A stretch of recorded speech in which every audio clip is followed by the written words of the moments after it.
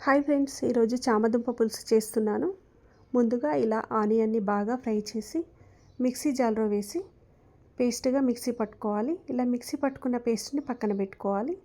తర్వాత అదే ప్యాన్లో 4 టేబుల్ స్పూన్స్ ఆయిల్ వేసుకోవాలి. ఆయిల్ హీట్ అయిన తర్వాత బండ పువ్వు, 1/2 టీ స్పూన్ జీలకర్ర వేసి బాగా ఫ్రై చేసిన తర్వాత ముందుగా మిక్సీ పట్టుకున్న ఆనియన్ పేస్ట్ని కూడా వేసేసి 5 నిమిషాలు బాగా ఫ్రై చేయాలి.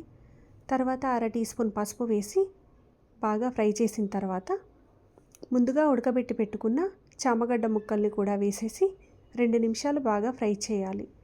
ఇలా ఫ్రై చేసుకున్న తర్వాత 1 టీ స్పూన్ సాల్ట్, 2 టీ స్పూన్లు కారం వేసేసి 2 నిమిషాలు బాగా ఫ్రై చేయాలి. ఇలా బాగా ఫ్రై చేసుకున్న తర్వాత 2 టీ స్పూన్స్ ధనియా పౌడర్, 1 టీ స్పూన్ జీలకర్ర మెంతుల పౌడర్ వేసి బాగా కలిపేసేయాలి. ఇలా కలిపిన తర్వాత ముందుగా నానబెట్టి పెట్టుకున్న చింతపండు రసాన్ని కూడా వేసేసి బాగా ఉడికించుకోవాలి. చామగడ్డ ముక్కల్ని పులుసుని బాగా ఉడికించిన తర్వాత చిన్న ముక్క బెల్లం ముక్క వేసుకుంటే చామదుంప పులుసు చాలా టేస్టీగా ఉంటుంది. తప్పకుండా ట్రై చేయండి ఫ్రెండ్స్. నా ఛానల్ని లైక్ కొట్టండి.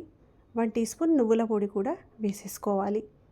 తర్వాత 2 నిమిషాలు బాగా ఉడికించిన తర్వాత కూర దగ్గర పడేటప్పుడు కొద్దిగా